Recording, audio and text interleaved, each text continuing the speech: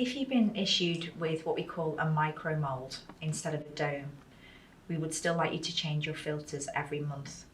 This can be a little bit trickier because it does involve the use of a tool.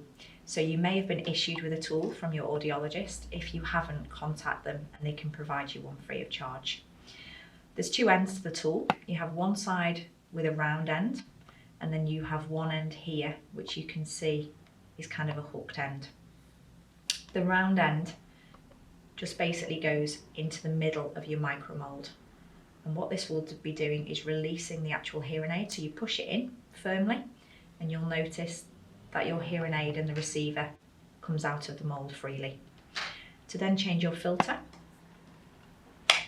you would open your pack of filters, and again you'll have a circular tab, and we just release one of the black tabs from within. On the filters here, you've got a white end, which is a new filter, and you've got a black end, which is where we're going to put the old filter. You'd hold the tab here, lift the hearing aid, and where the white filter is at the moment, you would click it into place and then gently remove the old filter. Turning the tab round, you'd then pop the new filter, the white end, onto the hearing aid and push it firmly into place, and again slowly release the black tab. That can then go in the recycling, and that's the filter replaced. To then attach your micro mould back onto your hearing aid, you would be using the opposite end of the tool. And what you'd want to do here is you'd be lifting the hearing aid, and you'd be using this tool on the actual tube here,